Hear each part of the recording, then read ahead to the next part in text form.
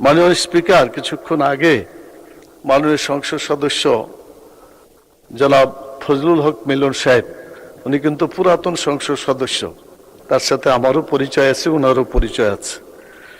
এই সংসদে কথা বলার যে বিধানগুলো আছে, আমি এক নম্বরে আপনার কাছে বিনীত আরজ করব, আপনি যদি দেখেন কারো কথার মধ্যে অসংসদীয় কথা এসে যায়, অভিভাবক হিসাবে আপনি সেটাকে এক্সপান্স করে দিলে আর কাউকে ধরতে হয় না মাননীয় স্পিকার।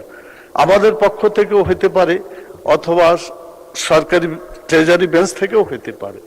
আপনি এই অভিভাবকের দায়িত্ব পালন করবেন আমি আশা করি।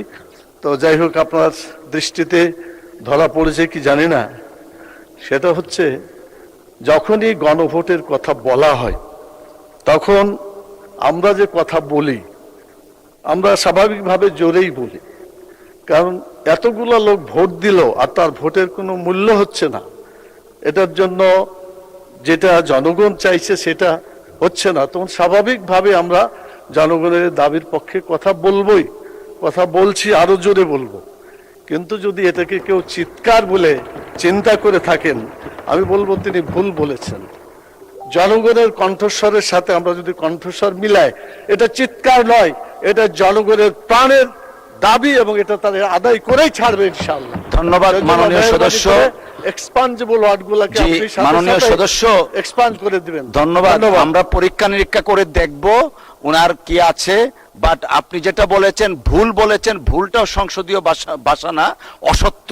তো এই ভুলটা আপনার যে প্রস্তাবনা এক্সপান্স করার, আপনার প্রস্তাবনার মধ্যে এক্সপান্স করা হবে, আর ওনারটা আমরা দেখব, কারণ তিনি ভুল বলেছেন, that is not the way issued, মানে এটা অসত্য বলেছেন হবে। ধন্যবাদ।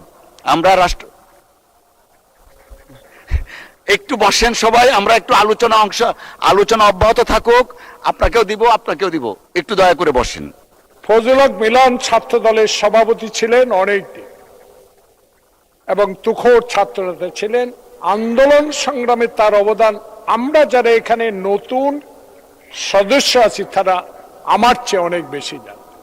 কিন্তু দুঃখ, আমি ওনার বক্তব্য সকল বিষয়ে শুনেছি। ওনারা বলেছেন জুলাই, আমরা বলেছি জুলাই সনদ অক্ষরে অক্ষরে বাস্তবায়ন করব। আমার পাশে আছেন মাননীয় আইনমন্ত্রী, আর ওনারা জুলাই আদর্শ, ডিফারেন্স এইটুকু। এখানে অসংসদীয় কোনো কথা ফজলুল হক মিলন এই থার্ড টাইম এই পার্লামেন্ট মেম্বার উনি বলেন না, দয়া করে এটা রেকর্ডে রাখার দরকার। এই জন্য আপনার সময়টুকু নষ্ট করেছি। আপনাকে ধন্যবাদ। Thank you. ধন্যবাদ মাননীয় সদস্য।